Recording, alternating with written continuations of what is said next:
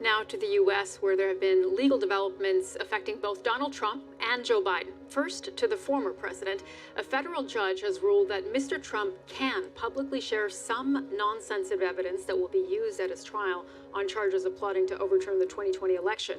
The special counsel Jack Smith's office had asked the judge to stop that from happening by imposing a protective order.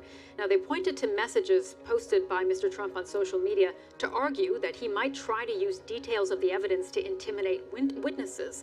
Mr. Trump's legal team argued that such an order would impede his First Amendment rights to free speech. And then, in the last few hours, we had a major update into the investigation into Joe Biden's son, Hunter Biden. The Attorney General, Merrick Garland, announced that the prosecutor investigating Mr. Biden was being given the additional powers of a United States special counsel. David Weiss has handled the inquiry into Hunter Biden's business dealings since he was appointed by then-President Trump in 2018. Let's talk now to political poster Frank Luntz, who's joining us. Frank, it's good to see you again. I want to start with the developments that we saw for Hunter Biden, the Department of Justice appointing David Weiss as a special counsel. At the same time, we heard the prosecutors say there's been an impasse on his plea agreement and that this is likely to head to a trial. What do you make of these developments? Well, it's significant because at a time of economic challenges to the country, we seem to be focused on Donald Trump's past, Hunter Biden's past, and the American people are wondering, when are we going to get over this? And when are we going to focus on issues that affect the average American? There's a real decline in trust and confidence in Washington, in the belief that the elected officials do what the public wants, do what they promise.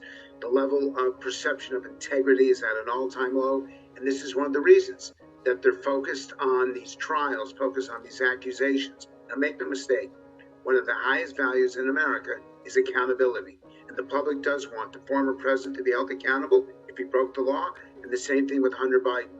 But the fact is that this is a distraction from the current issues, both domestic and foreign policy, that the public prioritizes more.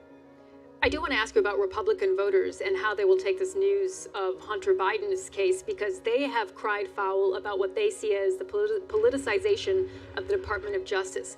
Will this move, appointing a special counsel and possibly seeing a trial, change that perception? Well, they don't call it politicization, they call it weaponization.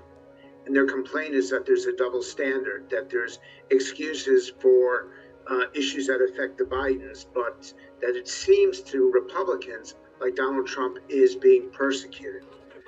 Once again, the public wants a free and fair trial situation, and they want to know what the truth is, and they don't know what the truth is. But Republicans are always going to believe that they're being mistreated. Democrats are always going to believe that they're being mistreated. It's an example of the extreme polarization that has hit America.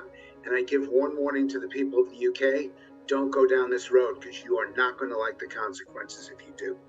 So you're saying, Frank, if I understand correctly, that the voters you speak to really are not that interested in these cases?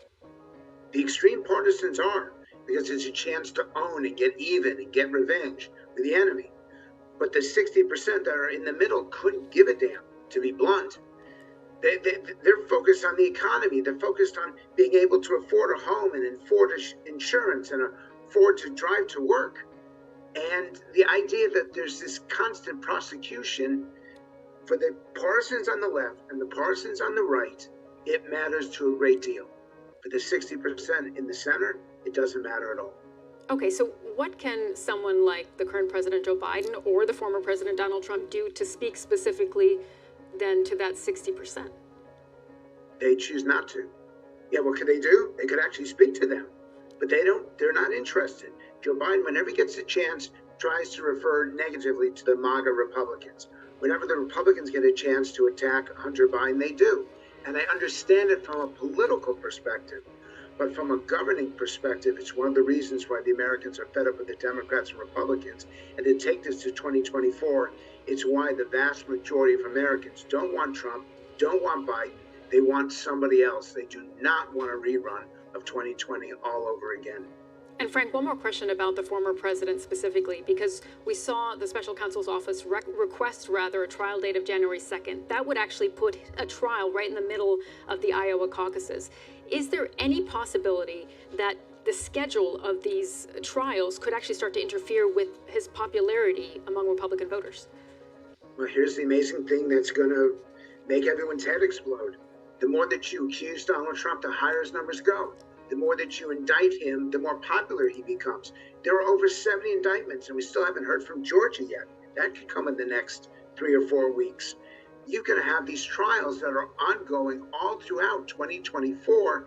He's going to have to be running between state and state and state when he's going to be running to try to become president. And we've never, ever been in this situation before.